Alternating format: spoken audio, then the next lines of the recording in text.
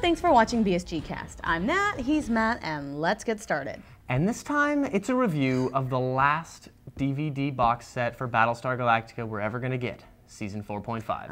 And this one is a doozy. Between the special features, the deleted scenes, the commentary tracks, and the extended editions, 4.5 will fire you up for sure. And the absolute best nugget of this whole thing is the 2.5-hour version of the Daybreak finale. Epic. So let's break it down into the featurettes and the extended cuts before we give away this super awesome Mary McDonnell signed copy of the 4.5 box set. When Battlestar came up, I was not going to read it. And my wife was sitting at the table where we were doing some signing at this book festival, and she opened the script and read 3 pages that Ron Moore wrote at the beginning of the script, like a prologue of what the intention was of the show. He banged out this totally captivating document that basically said, don't let the title fool you. The very first featurette is Bear McCreary's Evolution of a Q, which is more of an episode of how it's made than a mere DVD featurette. Now, I've gotten to see soundtracks come together for movies, but nothing on this scale. It really is amazing. The featurette about Ron Moore's very first pitch package and the short manifesto he wrote about Battlestar was just incredible, really. You know, it's cool, because we'd heard rumors about this document for years, about why Eddie took the role and how so many actors read this and just hopped on because of it. Yeah, it must have been pretty poignant. And you know what, the revelation that it was accidentally photocopied along with the script is just hilarious. Yeah, now Battlestar Galactica is something that film lovers are going to appreciate, because it really gets into the technical aspects of how BSG came to look the way it has for 5 years. Sins of the Forgiven was a very cool look at the religious aspects of BSG, now that we've seen 4 seasons of it. Yes, and you know, original series fans are probably just jumping for joy, because Richard Hatch gets an entire featurette.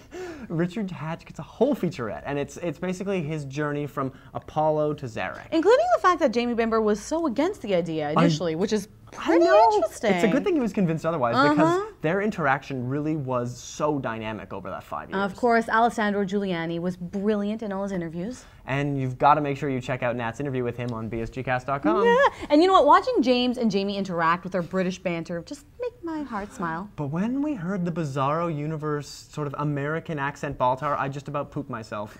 You know, so say we all. It really had this personal story. The cast and crew, with all of their it just spanned the entire run. It was perfect. Exactly. Now, all the featurettes are really purpose-built for a final DVD set in that way. And you know, it's great to just see that the retrospective kind of look, and there were so many different aspects of Battlestar, and now that we're at the end, all of these featurettes were perfect. Now, if you haven't seen the extended cuts of the episodes in the back 10, you haven't really seen how Battlestar ends. Sirs, I just want to let you know, don't worry about making the traps today. I got the deck gang to go ahead and make some special equipment. It's going to help soften the landing for you guys. Here it comes.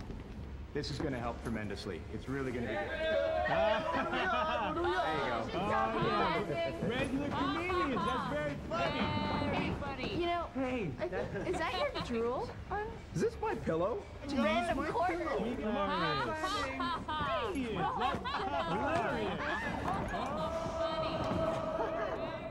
On most DVDs, the deleted scenes will give you sort of those little nuggets of missed exposition, like when Baltar and Roslin have that wicked bitch out during the mutiny arc.